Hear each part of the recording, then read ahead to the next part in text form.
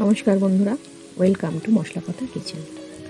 আজকে যে রেসিপিটি দেখাবো সেটি হলো চটপট তৈরি হয়ে যায় বাচ্চা বড় সবারই পছন্দের একটা টিফিনের রেসিপি। একঘেয়া রুটি তরকারি ভাত এসব কেউ খেতে চায় না, বিশেষ করে বাচ্চারা। তো তাদের জন্যই ঘরে থাকা কিছু সবজি দিয়ে চটপটা টিফিন তৈরি করে দেওয়ার একটা রেসিপি আজকে দেখাবো। তো প্রথমে তার জন্য আমি কড়াইতে 1 চামচ মতন তেল দিয়ে দিয়েছি। দিয়ে এখানে একটা ডিম আমি ফেটিয়ে দিয়ে দিয়েছি। নর্মালি একটা কিছু এর মধ্যে দেওয়া নেই, একটা ডিম ফেটিয়ে আমি দিয়ে দিয়েছি। এটাকে আমি ঝুড়ি ভাজা মতন করে নেব। এটাকে একদম একটু কুচি কুচি করে ঝুড়ি ভাজার মতন আমি ভেজে নেব, যেরকম ভিডিওতে দেখাচ্ছি এইভাবে ঝুড়ো করে ভেজে নেব। এই ডিমটা আমাদের পরে কাজে লাগবে। এবার ডিমটা ভেজে আমি তুলে নিচ্ছি। এবার এর মধ্যে আরও 2 চামচ রান্নার তেল অ্যাড করে এর মধ্যে দিয়ে দিয়েছি একটা পেঁয়াজ কুচি।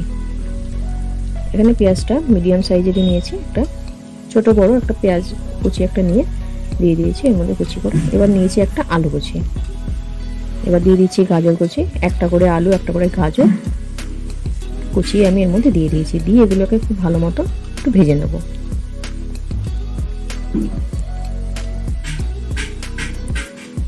এর মধ্যে দিয়ে দিচ্ছি সামান্য নুন।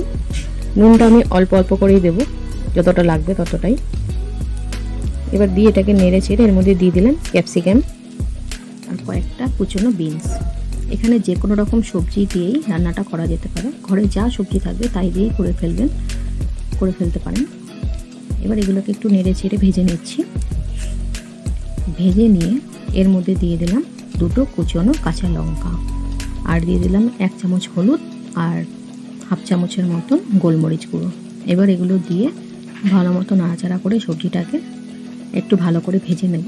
নিয়ে এর মধ্যে দিয়ে দেবো টমেটো কুচি।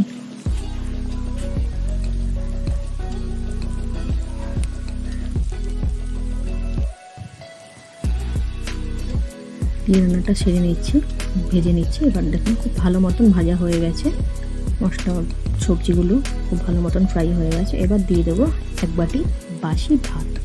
এখানে কাল রাতের যে ভাতটা বেঁচে গেছিলো সেই ভাতটাই দিয়ে দিয়েছি। এরকম রান্নার রাতের খাবার পরে অনেকেরই এসব মানে বাসি ভাত বেঁচে যায়। সেই ভাতগুলো পরের দিন সকালে শুধু দিলে বাচ্চারা বা বড়রা কেউ খেতে চায় না।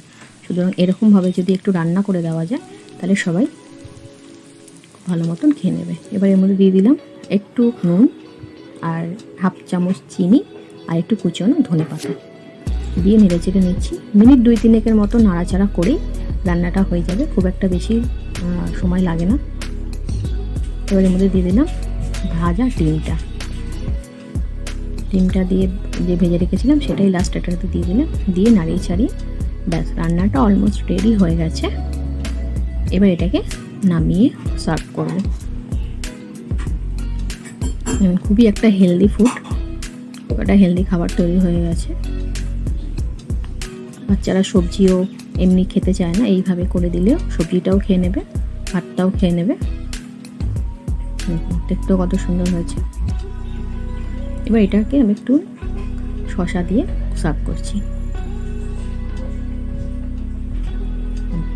খুবই সুন্দর একটা হেলদি খাবার তৈরি হয়ে গেছে, বাচ্চারা খুব ভালো মতন খেয়েও নেবে।